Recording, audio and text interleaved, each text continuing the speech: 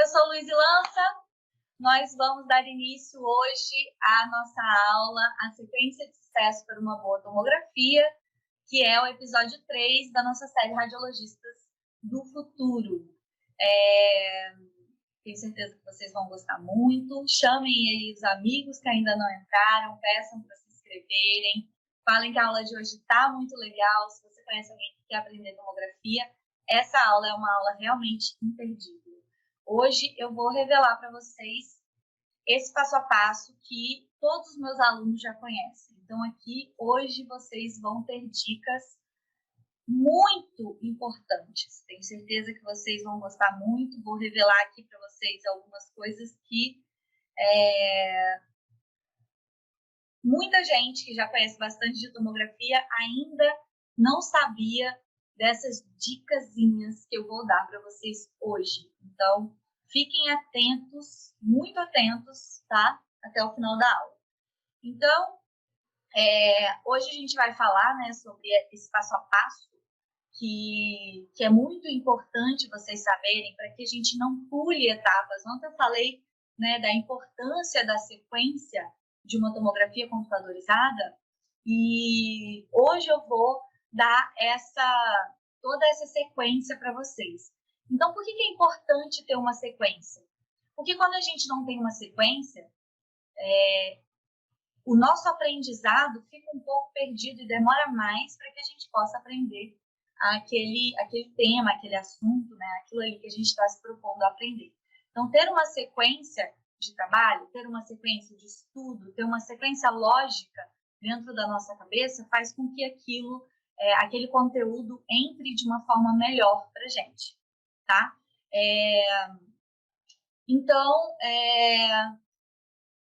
e também porque a gente não pode esquecer nada do que é importante, né, gente? Esquecer o que é importante realmente é preocupante no exame, em qualquer exame que a gente faça, mas uma tomografia, realmente, o bicho pega mais.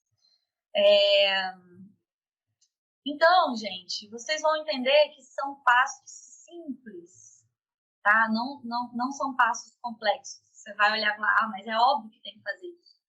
Mas eu vou dar dentro de cada passo informações muito importantes para que vocês executem esses passos muito bem, tá? Cada etapazinha dessa tem uma importância muito grande rumo aí a um diagnóstico de qualidade, rumo ao serviço diferenciado, né? Rumo ao aprendizado de uma forma certa, correta, de uma forma sólida, tá? E aí é o seguinte, eu acredito que quando a gente segue esses passos, a gente consegue fazer de forma mais rápida aquilo que a gente se propõe.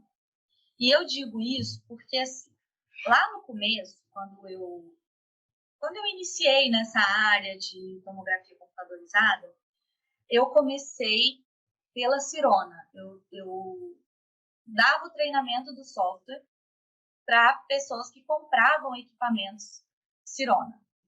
E lá no começo, a Sirona não me deu um treinamento assim, para me dizer, olha, Luiz, você tem que fazer assim, assim, assado, você tem que começar por aqui, depois você tem que falar isso, depois você tem que falar aquilo.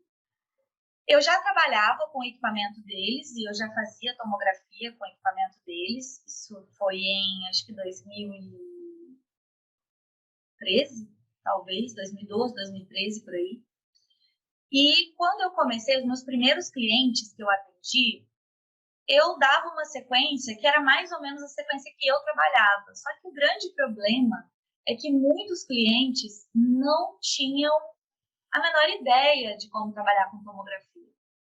Né? Eles nunca tinham usado uma tomografia, a gente ainda estava num momento do mercado de trabalho onde os donos de clínica estavam comprando os seus tomógrafos pela primeira vez. E nos cursos de especialização que eles tinham feito, não tinha ainda, né, a tomografia computadorizada. Normalmente tinha uma aula para dizer o que era tomografia computadorizada e eles saíam dali sem entender muito bem o que era a tomografia computadorizada. Então, uma dificuldade que eu tinha muito grande era realmente de ensinar para eles todo o passo a passo, desde o comecinho. Porque eu estava ali para ensinar ferramenta de software, para ensinar, tipo assim, o passo a passo do trabalho. Né? Você vai usar isso, você vai usar aquilo, as ferramentas são essas. E eu não tinha uma sequência. Então, ao longo do tempo, eu comecei a observar que eu precisava criar uma metodologia para poder ensinar essa pessoa a fazer tomografia. E não era só saber usar o equipamento. Não era só saber usar o software, não era só saber usar as ferramentas. Era saber usar tudo isso, mas ter uma sequência lógica para trabalhar, porque a maioria não sabia como fazer isso. Então, foi aí que eu fui criando uma sequência para a gente poder pensar no exame. E conforme os equipamentos foram evoluindo, a gente foi tendo mais possibilidades de ferramentas, né, de edições, de tudo mais que é relacionado à tomografia. Então, tudo isso foi entrando aos poucos dentro da metodologia. E depois de um tempo que eu saí da Cirona, eu passei a pegar treinamentos de outros equipamentos. Então, aí eu não fazia só Cirona mais. Sim, hoje eu sou especialista mesmo em equipamento Cirona, por de tanto tempo, tantos clientes que eu já treinei com equipamento Cirona, porém, depois eu comecei a ver outros equipamentos. E a sequência de trabalho é mais ou menos a mesma, tá? Algumas coisas vão diferenciar, algumas coisas vão ser feitas antes, outras depois, mas é mais ou menos a mesma coisa. O importante é a gente ter em mente que essas etapas não podem ser deixadas de lado, né? Não podem não ser feitas, tá? Então, assim, quando a gente pensa, poxa, mas eu não sei nem o básico, como que eu vou cumprir uma etapa até o final, até a entrega desse exame, se eu não sei nem o básico? Você vai começar fazendo as etapas que você consegue fazer, né? Para depois você ir evoluindo para as próximas. E, embora sejam etapas complexas, que eu digo que são simples, elas são complexas também quando a gente não sabe. Então, assim, a gente tem que realmente fazer aquilo que eu falei ontem, que é brincar ali, explorar aquele programa, né? Ir mexendo ali nas ferramentas para que a gente tenha uma intimidade maior e a gente consiga também, por um outro lado, cumprir com todas as etapas. Então, se você não tem uma sequência de trabalho, o que vai acontecer? Você vai perder tempo na hora de fazer o exame, né? Você vai ficar perdido na hora de fazer o exame, vai te irritar mais na hora de fazer esse exame, porque você vai pegar uma coisa de cada para fazer e você não vai ter uma sequência, então isso vai fazer com que o seu tempo de trabalho aumente muito e você fique mais perdido. E não aprender de uma forma sequencial vai ser ruim para o seu processo aí de aprendizado, né?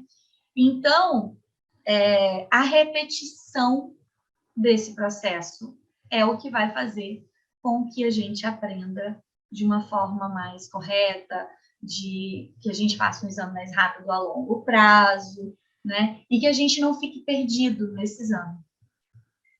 E, bom, a partir disso, a gente tem que pensar na padronização do que é importante, né? Os passos, eles vão servir para isso, eles vão padronizar o seu jeito de fazer exame. E primeiro a gente padroniza uma sequência, que é o que eu vou passar para vocês.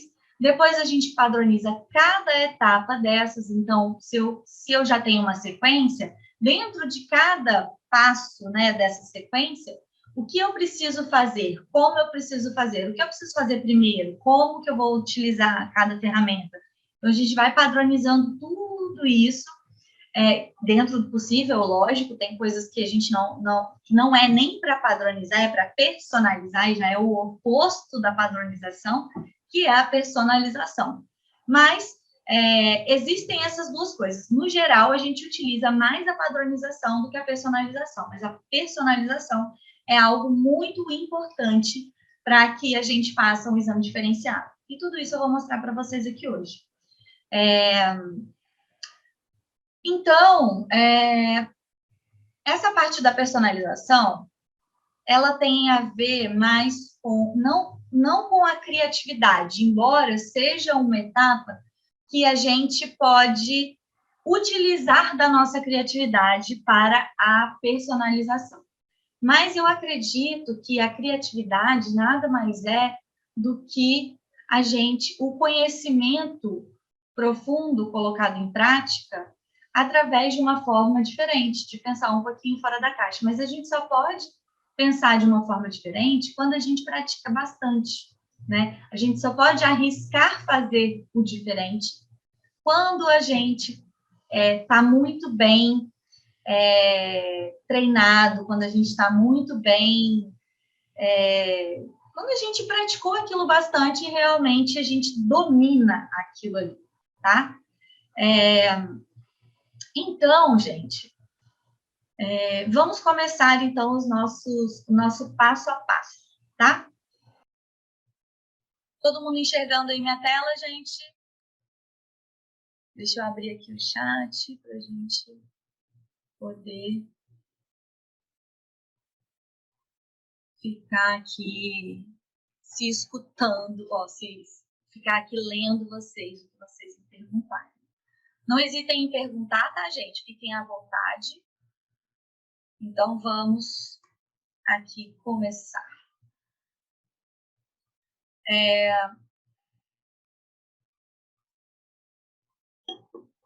Hoje, vamos falar aí sobre a nossa sequência de sucesso para uma boa tomografia. E aí, são 10 passos os que eu consegui enxugar, tá? Para que a gente entenda essa sequência. Então, depois da gente completar esses 10 passos, a gente vai ver que a coisa vai ficar um pouco mais simples. E aí, o que a gente vai fazer é essa sequência é como se a gente estivesse numa trilha, tá? Quando a gente olha lá de baixo a montanha, a gente fala assim: meu Jesus Cristo, como vai ser para subir isso aqui, né? Vai ser difícil, tem muitos obstáculos, eu vou cansar, mas a gente tem que ser o quê? Perseverante. Seguir ali naquele objetivo e continuar. Então, a cada passo que a gente dá, a gente está um pouquinho mais perto do topo. Então, a gente vai começar, tá? Por esse primeiro passo, que é muito importante. Na verdade, gente, todos os passos aqui têm igual importância, tá bem? Não achem que um passo é menos importante do que o outro, não, tá? Porque se um passo não for bem feito, lá na frente o exame não vai ficar legal. Então, aqui o primeiro passo é a gente verificar e ajustar o DICOM. O que é verificar e ajustar o DICOM? É verificar se o paciente mexeu. Quer dizer, se o paciente mexeu, a gente não vai conseguir dar um diagnóstico, né? É a gente verificar se cortou alguma estrutura importante. Se cortar alguma estrutura importante, vai ser complicado. Por quê? Porque eu até falei sobre isso numa live que eu fiz sobre patologia. Então, imagina se o paciente tem uma patologia no ramo de mandíbula e aí o ramo de mandíbula corta um pedaço. Não vai ser legal, né? Porque aí pode ser que seja uma patologia mista, né? Tem um conteúdo aí hiperdenso, e esse conteúdo hiperdenso está somente na região de Cotu, quer dizer, a região onde eu estou vendo só tem conteúdo hipodenso. Imagina o problema. Então, verificar se a estrutura que eu estou vendo está englobando tudo que foi pedido é muito importante para a gente dar continuidade a esse exame. Se o paciente mexeu, se cortou alguma área importante, para por aí, volta o exame para a clínica e fala, olha, o paciente mexeu, precisamos refazer, tá? E aí, beleza, isso aqui foi, verifiquei, o meu DICOM tá legal, posso seguir adiante. Se eu posso seguir adiante com esse DICOM, depois disso, o que a gente vai fazer é, eu preciso recortar alguma área do DICOM? Agora, muita atenção, porque quando a gente recorta uma área do DICOM, a gente pode estar excluindo algo muito importante, tá? Então, eu vou contar aqui uma história para vocês, que é o seguinte. Chegou a mim um caso de um paciente que fez uma tomografia, paciente jovem, que fez uma tomografia da mandíbula inteira, da arcada inteira, arcada completa. E aí, o DICOM, o pedido do exame foi para uma região, por exemplo, foi para a região do 36. Na hora, o radiologista cortou metade do DICOM e fez somente a região do 36. A região do 46 foi excluída e tchau. Sendo que um ano depois, esse paciente apareceu com um aumento de volume na face, parará, ou algo parecido. Eu não lembro mais o detalhe, ou se começou a sentir dor, alguma coisa assim. Apareceu um sinal clínico na região lá do 46. E aí, quando foi ver, era um ameloblastoma, que ele tinha num estágio já bem avançado, já estava bem grande esse ameloblastoma. E o pai, que era médico, questionou, mas ele não fez uma tomografia no ano passado? Para o ameloblastoma estar desse tamanho, o ameloblastoma já estava ali no ano passado. E quando foram ver, ele pediu a tomografia, o DICOM da clínica de radiologia, e o DICOM completo já apresentava o ameloblastoma no outro lado. Visto isso, a radiologia foi processada, porque o exame foi feito apenas de um lado do DICOM. E segundo a lei, nós temos obrigatoriamente que laudar todo o volume. Então, mesmo se a gente for cortar uma área do DICOM, é importante que a gente avalie todo o DICOM para que a gente não tenha uma surpresa depois, tá? Então, isso é de grande importância para o nosso exame. Posso cortar? Posso cortar. Mas verifique o DICOM todo antes, para que não aconteça nada do gênero com a gente. Mas é bom sempre a gente avisar a clínica que o ideal é que a tomografia seja feita na área de interesse, tá? E aí, depois disso, a gente vai refletir sobre: é necessário recortar a cabeça, reposicionar a cabeça do paciente? Normalmente, quando a gente faz uma tomografia computadorizada, qual é o posicionamento correto do paciente no equipamento? Alguém sabe me dizer? Como que nós devemos posicionar o paciente no equipamento? Vamos pensar aqui, na panorâmica. A panorâmica, como que a gente reposiciona esse paciente? A gente vai colocar esse paciente com plano de Frankfurt, né? A gente vai conseguir posicionar dessa forma, mas existem algumas variáveis aí também. O paciente, na hora que a gente vai posicionar o paciente no equipamento para fazer a aquisição, o posicionamento da tomografia computadorizada é: se eu vou fazer a mandíbula, eu vou fazer o plano oclusal paralelo ao solo. Mesma coisa se eu for fazer a mandíbula, plano oclusal paralelo ao solo. Se eu for fazer os dois, a gente vai ver ali, né, um posicionamento ideal de acordo com as duas arcadas. Então, observa esse paciente aqui. Esse paciente aqui, a gente observou que ele está um pouco mais, né, assim, para baixo, né, a cabeça dele está um pouco mais para baixo. E o ideal seria que esse plano oclusal estivesse reto. Então, o que a gente pode fazer é o quê? Colocar esse plano oclusal paralelo ao solo.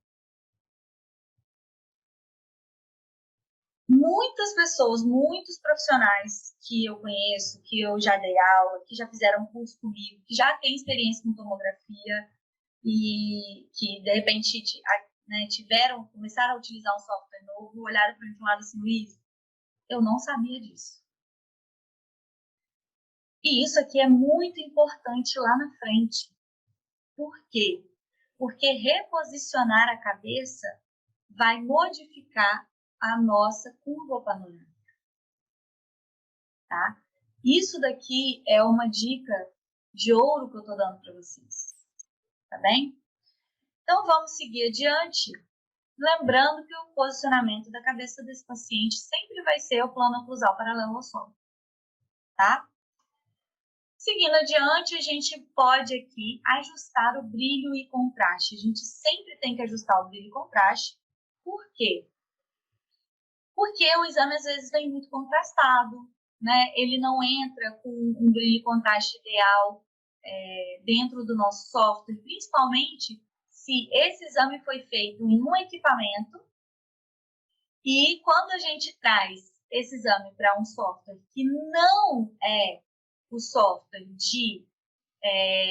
que não é o software original do equipamento, ele tende a entrar com brilho e contraste diferente.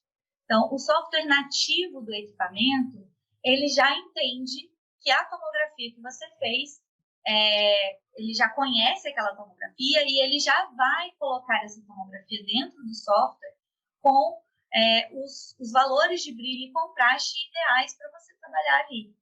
Mas quando a gente traz o DICOM de um equipamento para um software que não é nativo desse equipamento, ele vai ter dificuldade de colocar ali um brilho e contraste ideal. Então, esse brilho e contraste a gente tem que fazer.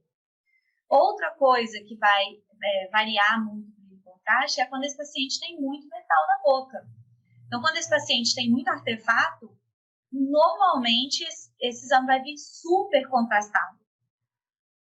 Uma outra coisa que também pode trazer um exame mais contrastado é quando esse paciente não tem dente nenhum na boca. Então, ele pode entrar, quando é um paciente edêntulo, o osso, né, o valor, né, do brilho contraste ósseo vai estar bem contrastado. Então, a gente precisa o quê? A gente precisa identificar qual é o melhor brilho contraste para esse exame. E, a partir disso, a gente pode criar presets, né, que são pré-definições de brilho e contraste. Para a gente criar presets, a gente tem que pensar que o FOV pode exigir um brilho e contraste diferente. Então, se eu tenho um FOV de pequeno volume, né, um FOV de 4, um FOV de 5, eu posso ter um brilho e contraste de uma forma. Se eu tenho um FOV de 16, eu tenho outro brilho e contraste.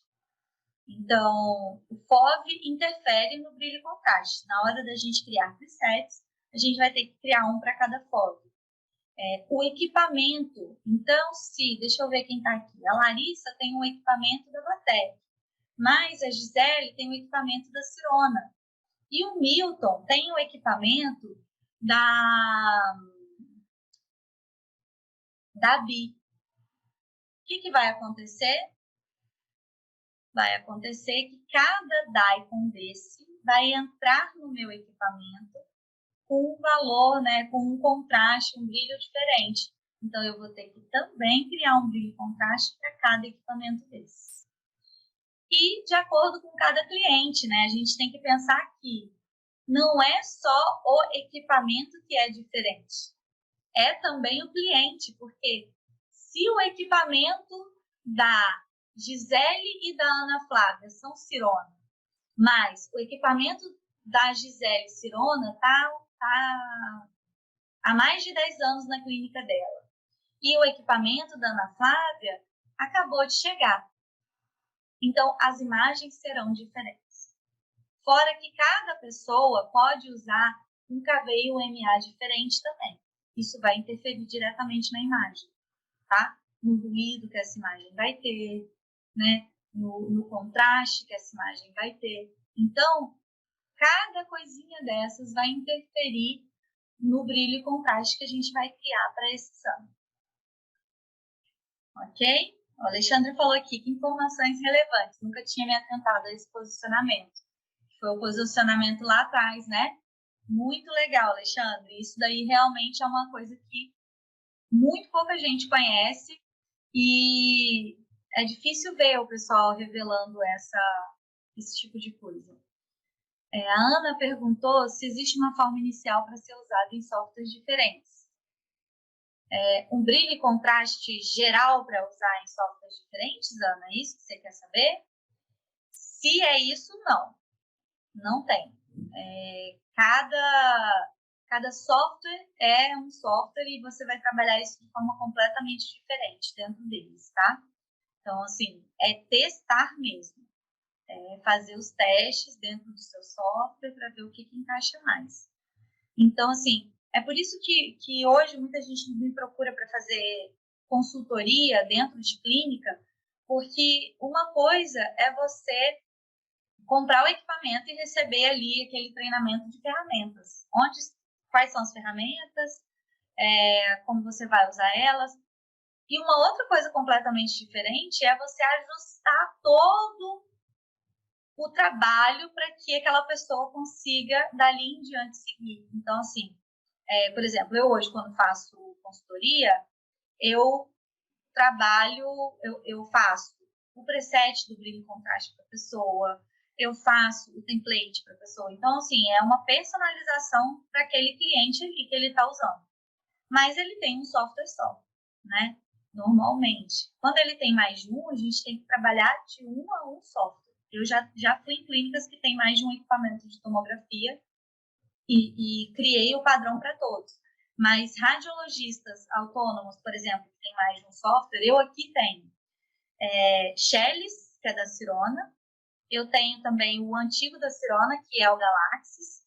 Tenho o On Demand, tenho 3 Easy 3D da Vatec e só, por enquanto. Então, assim, cada equipamento tem um brilho e contraste diferente para você trabalhar, tá? Daí, depois que a gente fez, né, ajustou o brilho e contraste, parará, a gente vai fazer a curva panorâmica. A curva panorâmica, gente, é o seguinte, tem uma coisa muito importante da curva panorâmica que a gente precisa aprender de uma vez por todas. A curva panorâmica não é uma estrada sinuosa, tá bom? Não adianta pegar aquela curva e fazer um monte de coisa assim nela. Isso não funciona para a curva panorâmica. Eu vou te dizer por quê. Porque quando você for olhar lá os cortes transversais, eles podem ser prejudicados por uma curva que funciona assim, tá? Então, entregando para vocês mais um conteúdo bem importante aqui do meu curso, que é o seguinte, a técnica dos 7 pontos. Olha quantos pontos tem nessa curva panorâmica aqui, que normalmente as pessoas fazem, tá? Quando um dente sai, né? Quando, por exemplo, às vezes na maxila tem um dente mais para palatina, aí a pessoa vai lá no dente, volta, e aqui nessa região de molares, né? Que a mandíbula faz essa curvinha aqui mesmo, muita gente faz essa curva panorâmica cheia de curvas. Só que aqui é um arco panorâmico. Ele precisa ser reto para que os cortes transversais sejam bem ordenados, tá bom? Senão a gente vai ter cortes transversais que não vão estar legais. Então, isso aqui sempre um arco, e aí a gente vai ter a técnica dos 7 pontos. A técnica dos 7 pontos é o seguinte: você vai na região mais posterior possível dessa arcada, vai marcar um ponto. Primeiro molar, outro ponto. Canino, outro ponto. Linha média, depois repete. Canino, primeiro molar, posterior de novo. Isso vai fazer com que a gente tenha uma curva panorâmica bonita, além de tudo, né? Porque a gente vai ver lá a reconstrução panorâmica, ela vai estar legal. E também que a gente tenha cortes transversais corretos, tá? E assim, dentro da curva panorâmica, existem várias outras coisas que a gente precisa fazer para ter uma boa curva panorâmica. Isso vai depender de cada software, tá? E também vai depender da região onde a gente vai escolher a curva panorâmica. A gente não pode nem colocar muito para o ápice, nem muito para a coroa. Então, a curva panorâmica, embora pareça simples, ela não é. É a partir da curva panorâmica que a gente vai criar os nossos cortes transversais. E os cortes transversais são os mais importantes aí, né, dentro da tomografia computadorizada, porque a gente sabe que 90% dos exames têm páginas de cortes transversais dentro deles. Então, ele é como se fosse aí o feijão com arroz mesmo da tomografia computadorizada, tá? Marcar o canal mandibular. Muito importante o seguinte: você pode marcar o canal mandibular antes de fazer a curva panorâmica ou depois da curva panorâmica. Não tem diferença. Eu gosto de marcar o canal mandibular depois, mas é uma questão de gosto, tá? O canal mandibular é o seguinte: vamos praticar muito o canal mandibular. É uma das coisas mais difíceis que todos os meus alunos acham para fazer dentro da tomografia nesse começo. Porque até aqui, até o canal mandibular, todo mundo consegue fazer. Embora às vezes um pouco errado, mas consertar é fácil. O canal mandibular depende de prática. A primeira vez que você abrir uma tomografia e você aprender, dependendo da metodologia de quem te ensinar, né, ou do software que você estiver utilizando, você vai achar que é impossível. Tem exames que são muito difíceis de encontrar o canal. E aí a gente tem estratégias para encontrar o canal, né? Então tem gente que marca o canal a partir da panorâmica. Então, por exemplo, o software da ANI Solutions é um software que você marca o canal mandibular a partir da reconstrução panorâmica. Então, obrigatoriamente, você tem que fazer a curva panorâmica antes de marcar o canal mandibular. Mas eu não gosto muito de marcar pela panorâmica, não, tá? Eu não acho muito legal. Mas você pode marcar pelos cortes transversais. Então, de novo, você tem que fazer a curva panorâmica antes. Pelos cortes transversais é legal? É legal. Mas eu acho que a forma mais eficaz de você marcar certinho essa curva panorâmica é no MPR, tá? Mas tem programas que não te permitem marcar no MPR a curva panorâmica. Então, assim, pelo MPR é mais difícil, mas você vai aprender mais, porque você vai aprender a marcar um canal muito bem, tá? Então, eu dou todas as opções para os meus alunos, tá? Eles sempre acham mais fácil marcar pelos cortes transversais, mas eu sempre peço para que eles pratiquem pelo MPR. Porque pelo MPR, se você aprender pelo MPR, não tem mais volta. Você vai aprender a marcar qualquer canal. Tá bom? E, além de você marcar o canal, que é o principal, que a gente já conhece, é muito importante você entender a necessidade de marcar os canais acessórios e as extensões, tá? Principalmente porque, vamos supor que o dentista tem aí um terceiro molar para extrair e esse canal tem um canal acessório ali na região retromolar, que chama-se, inclusive, canal retromolar. ele pode atingir esse canal, e se esse canal tiver um volume grande, se ele for, né, tiver um calibre grande, esse paciente, ele pode ter alguns problemas, né? Então, assim, é importante que a gente observe o canal, porque nem todo dentista consegue identificar. Então, é o nosso trabalho identificar canais. Agora, existem radiologistas que não marcam o canal e existem clínicas de radiologia, existem dentistas que pedem para não marcar o canal. Eu acho muito arriscado, minha opinião pessoal, tá, gente? Não marcar o canal. Porque não marcar o canal, a gente parte do princípio em que o dentista sabe onde o canal está. E às vezes nem a gente sabe onde o canal está olhando os cortes transversais, entende? Então, assim, se pra gente que é radiologista já é difícil, a gente fica ali quebrando a cabeça. Eu até hoje tem canal que eu pego, que eu olho e falo assim, Jesus Cristo, o que aconteceu aqui? Por quê? Porque as trabéculas ósseas do paciente são muito espaçadas. E como elas são muito espaçadas, a gente confunde. E normalmente esse padrão ósseo do paciente faz com que o canal não tenha a cortical do canal bem delimitada. A cortical às vezes é muito fina, a gente não consegue ver. Então, assim, tem canais que são muito difíceis. Então, eu sou uma radiologista que acha que todos os canais devem ser marcados. E, inclusive, eu tenho um cliente lá da minha clínica que um dia uma radiologista entrou em contato comigo, ela falou, eu quero pedir as tomografias de vocês, queria entender melhor e tal, parará. Porque, assim, o Fábio já me falou que eu tenho que pedir tomografia de vocês, porque a tomografia de vocês é a melhor da cidade, inclusive vem com uma cerejinha no bolo, que é o canal marcado, que só vocês fazem.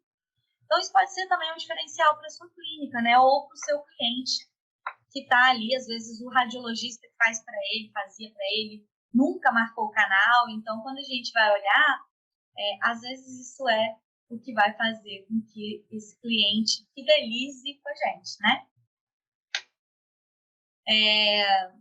O quinto é avaliar a indicação com os achados. Então, até aqui, até o marcar o canal, é idêntico para todos os exames. Todos os exames vocês vão fazer tudo igual. A partir daqui, o que a gente vai fazer é avaliar a indicação com os achados que a gente tem. Então, qual é a indicação do meu exame? Ele é para implante, ele é para endo, ele é para dente incluso, ele é para patologia, ele é para, enfim, o que for. Então, já vou ter isso na minha mente. Se ele for para implante, eu preciso medir para implante. Então, é isso que precisa ser feito nesse exame. Se for para avaliar dente incluso, eu preciso mostrar para esse cliente meu, né? Eu preciso mostrar para esse dentista os cortes transversais do dente incluso, os cortes axiais do dente incluso. Se for um exame para endo, eu preciso mostrar o quê? Os condutos desse paciente. Eu preciso também mostrar os cortes axiais. Se for para patologia, eu preciso evidenciar essa patologia da melhor forma. Então, a partir deste momento, o que a gente faz é olhar para frente e entender como esse exame vai ser feito. Então, aqui é a hora que a gente vai maquinar na nossa cabeça. Então, olha, é um exame de patologia? Então, já sei. Eu tenho que pegar os cortes transversais, vou pegar aqui uns cortes axiais. Será que os cortes coronais vão ser úteis? Né? Vai ser. Então, vou botar também cortes coronais. É uma patologia grande, eu devo medir essa patologia. Então, vou medir aqui também e botar isso daqui aqui dentro do meu exame, né? E o que eu encontro diferente nesse exame, né? Quais são as alterações presentes que são importantes para eu evidenciar para o meu dentista? Então, às vezes, meu dentista vai falar assim, eu quero uma avaliação do dente 15. E aí, eu vou saber, eu não vou não sei para que é, se esse dente está incluso, se esse dente tem endo, se é para fazer endodontia, às vezes a gente não sabe, tá? Mas a gente vai olhar, vai abrir o DICOM e nesse momento a gente já vai ter uma ideia do que é. Por exemplo, se esse dente 15 ele está incluso, pronto, já matou a charada. É um avaliar dente incluso, ou vai fazer cirurgia, ou vai fazer ortodontia. E aí, o que é importante eu olhar dentro desse dente? Eu tenho que olhar se ele está, se as estruturas dele estão normais, se tem reabsorção, se eu tenho como é que está o capuz pericoronário, se eu tenho, vamos pensar mais que aqui, se eu tenho que olhar o ligamento periodontal para ver se eu tenho uma anquilose, o que, né, vai dificultar a movimentação ortodôntica. O Alexandre falou aqui, graças a Deus, estou me sentindo normal por não achar todos os canais. Alexandre, achar canais mandibulares realmente é um desafio grande, viu? Gisele, Luiz, um exame para endo, eu posso medir o comprimento dos condutos? Gi, depende, tá? Poder você pode, mas existem estudos de endodontistas que o que acontece com o conduto, né? Ele pode ter curvaturas para todos os lados do dente, né? E aí, quando a gente vai ver na tomografia, eu posso medir uma curvatura ou outra, mas todas acaba sendo mais difícil. Embora dê para medir, sim. Mas talvez, principalmente quando a gente tem menos experiência na tomografia, pode ser que saia errado, tá? Então, assim, você pode até medir, mas você pode, de repente, colocar no seu laudo uma coisinha dizendo, assim, pensar numa frase aqui, que é uma medida aproximada, né, do conduto. Agora, se for um conduto reto, aí fica mais fácil, fica mais simples. Na aula de endo que eu faço com os alunos, eu até ensino a gente a medir, fazer, né, o comprimento dos condutos. Mas tem dentistas que preferem que faça e tem dentistas que preferem que não faça, tá? Mas eu acho interessante medir, tá bem?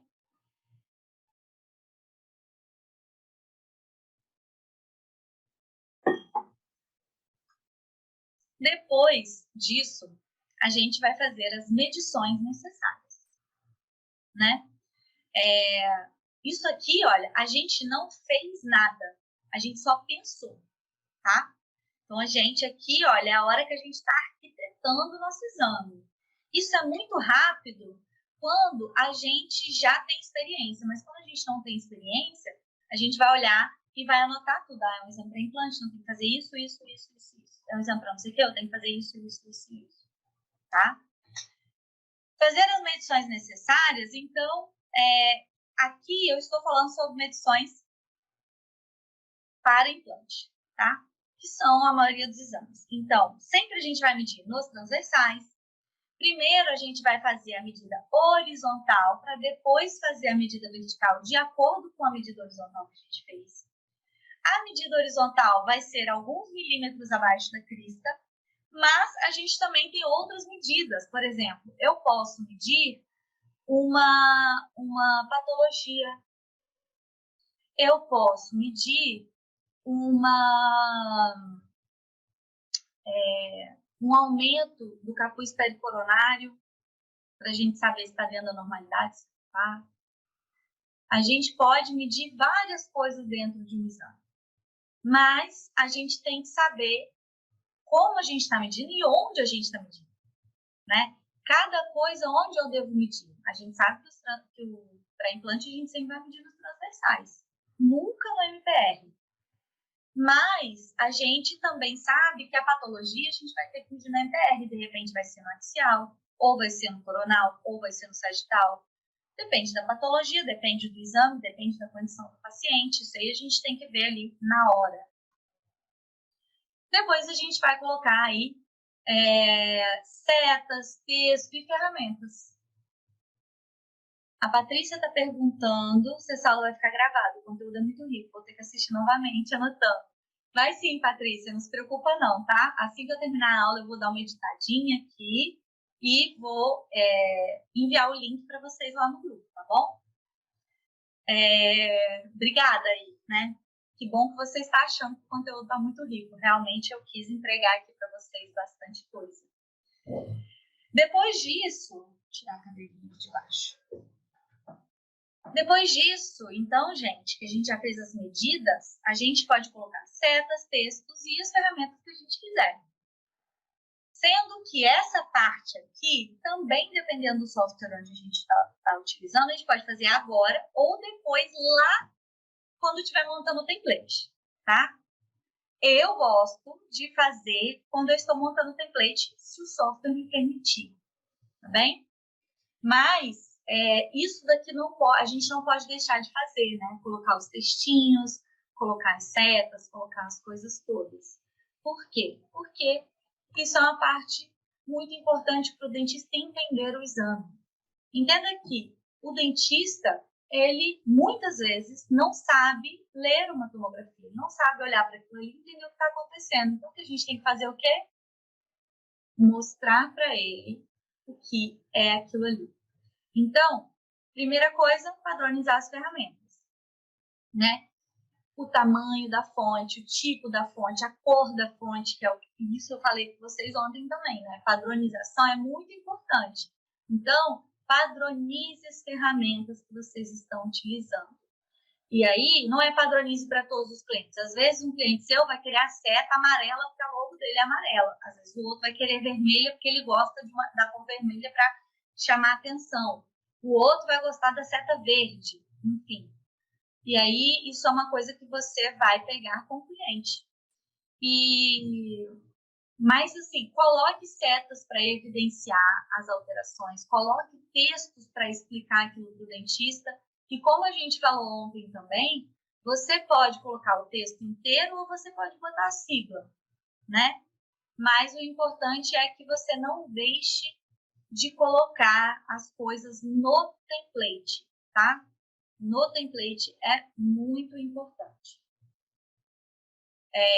Então, é isso, né? Descrever todas as alterações no template. Não todas, mas as alterações mais importantes, tá? Então, por exemplo, eu tenho uma lesão no dente, eu vou lá e vou botar. Vou botar a seta, vou mostrar que, olha aqui, ó, tá vendo? Isso aqui tá dando problema. Se eu tenho uma fratura, seta, fratura. Se eu tenho um aumento do capuz pericoronário, ó, aumento do capuz. Observe isso aqui, tá com tantos milímetros. Cuidado, isso aqui pode evoluir para uma patologia. Óbvio que eu não vou botar isso tudo no template, mas eu vou botar uma seta, vou botar aumento do capuz pericoronário. Lá no laudo é que a gente vai falar um pouco mais sobre isso. Então, assim, percebe que o dentista, quando olha para o template, ele já entende tudo que está acontecendo ali. O laudo vai vir para complementar o conhecimento dele. Porque aí ele vai falar assim, tá bem, tá aumentado o capuz pericoronário, mas o que isso quer dizer? Às vezes, a pessoa que está pegando aquele exame não tem experiência suficiente. Lembrem, gente, dos recém-formados. Né? Vamos lembrar, vamos pensar sempre que cada cliente nosso conhece as coisas. Tá bom? Então,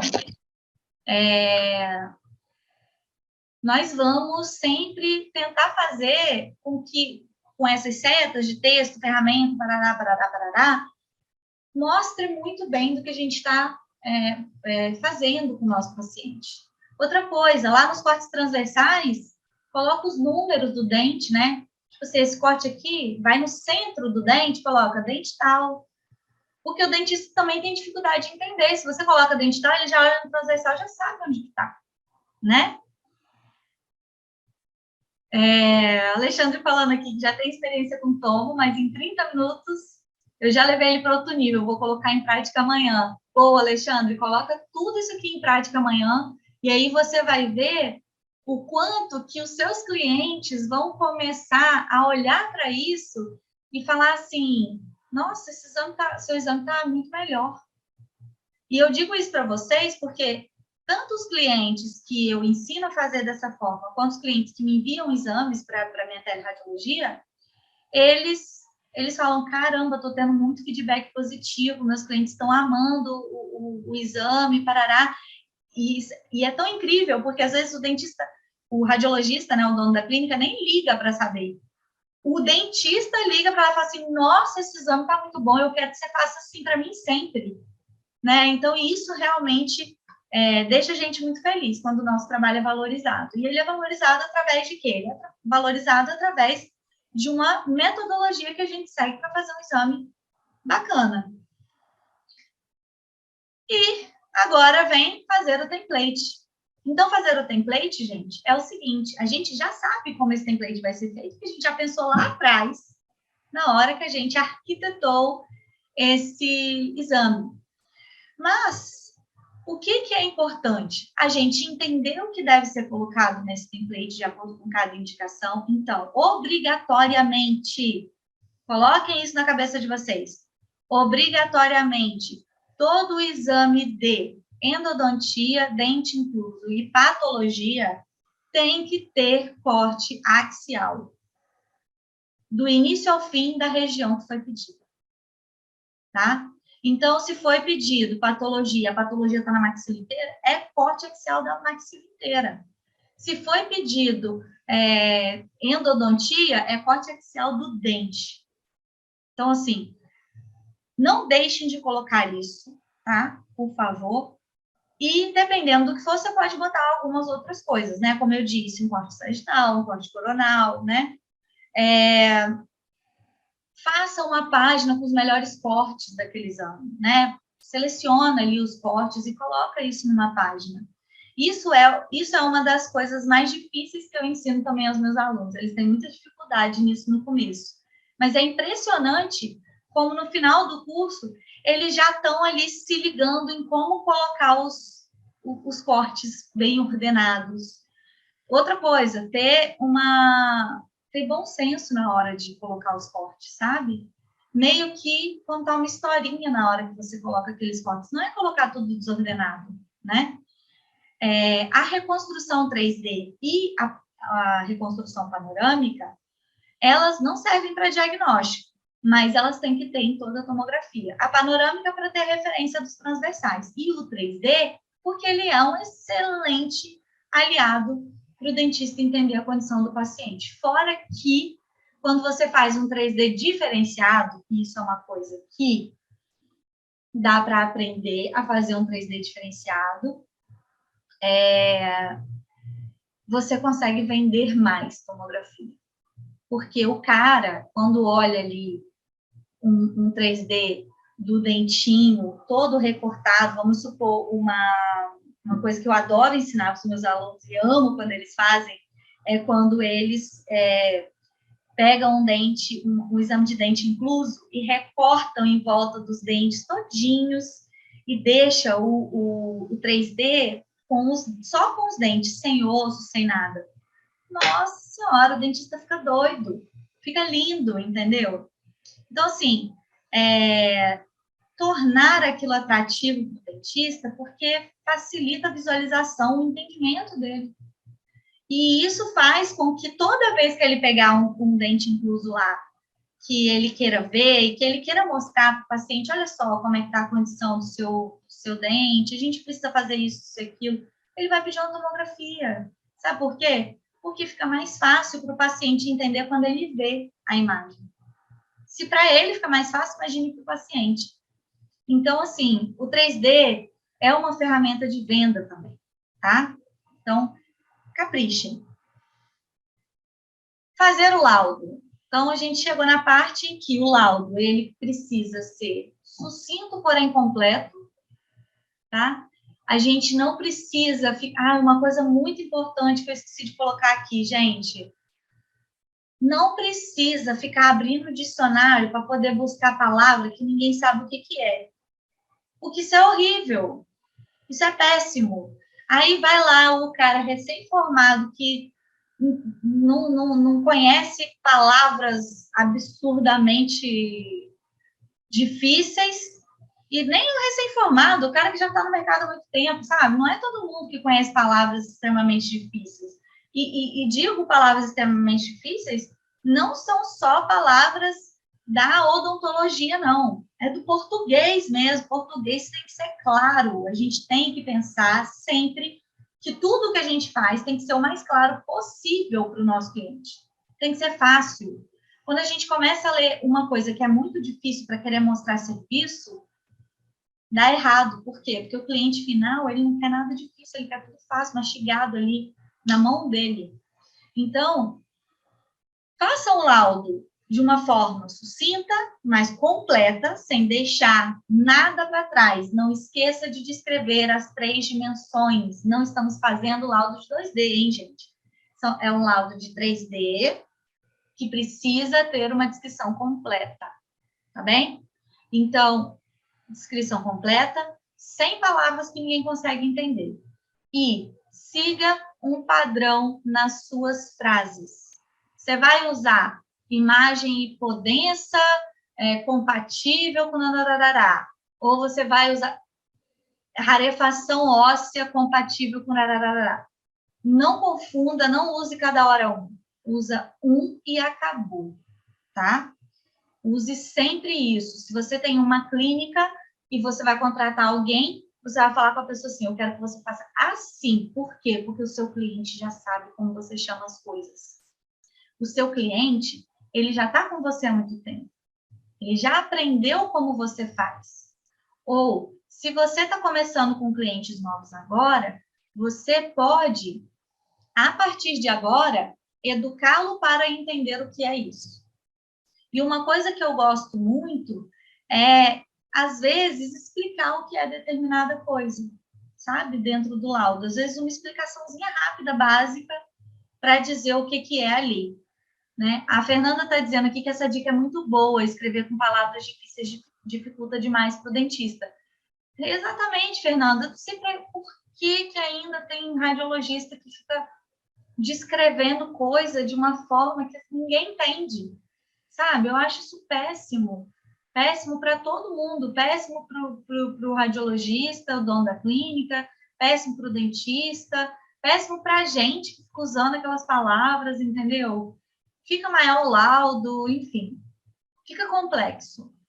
Agora, se você quer fazer um laudo para uma perícia, um trem, darará, darará, e tem gente que gosta de descrever com palavras bem assim, né? Rebuscadas. Aí tudo bem, aí até é aceitável, embora também não seja necessário.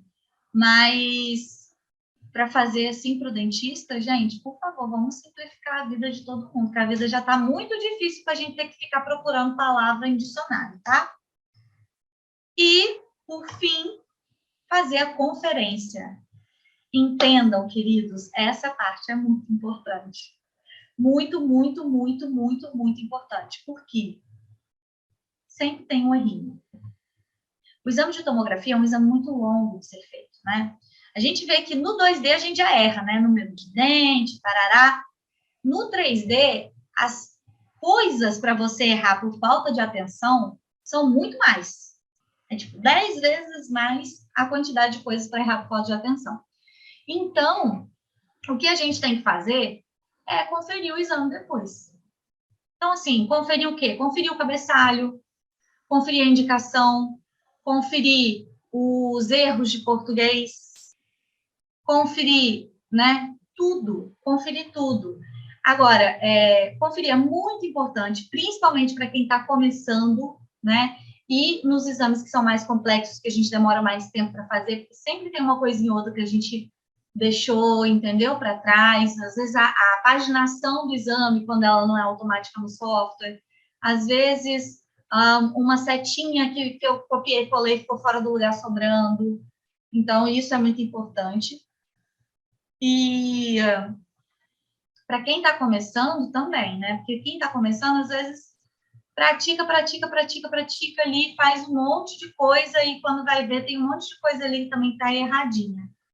Agora, eu aconselho a todas as pessoas fazerem conferência de todos os exames. Dentro da minha teleradiologia, a gente tem uma radiologista top só para conferir exame, tá? Então, assim, ela confere de tudo. E então o que eu aconselho para vocês fazerem é trabalhar em parceria com alguém, principalmente para quem está começando. Junta com outra pessoa e fala assim: pô, eu vou fazer o exame, você confere o meu, eu confiro o seu, né? Então, isso pode ser uma possibilidade. E a coisa mais importante de todas, fez o exame, não confere na hora de jeito nenhum. Não confere o exame na hora. Sabe por que você não pode conferir na hora? Você não vai ver o erro. Tá? Isso daí já aconteceu 1000 vezes com a minha equipe, comigo. A gente não enxerga o erro. Quando é você mesmo que está conferindo seu exame, você fiz o exame de manhã, aí fiz 5 exames de manhã, 3 exames de manhã. De tarde, depois do almoço, eu vou pegar e vou conferir todos e depois eu vou liberar, tá? Então, assim, depois de ter seguido todos esses passos, a gente pode comemorar, porque com certeza você vai fazer uma tomografia de excelência. Agora, todos esses passos, obviamente, cada um deles tem que ser feitos com muita maestria, né? A gente tem que entender o que a gente está fazendo, não fazer por fazer. Então, é importante que a gente domine cada um desses passozinhos, entenda cada coisinha que a gente faz, para que a gente não faça errado, tá? Os passos são esses, mas a gente precisa entender dentro de cada um deles como fazer corretamente, tá? Então, basicamente, gente, isso foi nosso encontro de hoje. Esse foi o tema aí que a gente abordou para a nossa aula. Se vocês tiverem dúvida, pode fazer print, por favor, façam print, tirem aqui fotografias, me marquem lá no Instagram, vai ser muito bom, agradeço vocês por estarem presentes, mas também, né, pela força que vocês me dão, sempre vocês me marcam lá no Instagram, sempre vocês falam comigo, então, assim, eu amo essa interação que a gente tem, eu amo quando a gente está juntinho, e é uma forma de eu perceber que vocês realmente gostaram, né, que vocês valorizaram aí a aula, que vão levar para a vida de vocês. Então, agradeço muito a todos vocês que sempre me dão força por lá. Deixa eu compartilhar de novo, né? Caso vocês queiram aqui, saiu sem querer. Caso vocês queiram aí printar. Queria saber se vocês têm dúvidas, tá? Se vocês querem falar alguma coisa. Por favor, me mandem direct também lá no Instagram, dizendo o que vocês acharam da aula. Se vocês puderem aí me dar esse feedback, tá bom? E são 9h08, hoje passou um pouquinho também, né? A minha proposta é fazer aulas curtas, 40 minutos, 1 horinha. Amanhã a gente vai falar sobre dicas para quem ainda tem medo de começar a tomografia. Então, vou falar aí para vocês,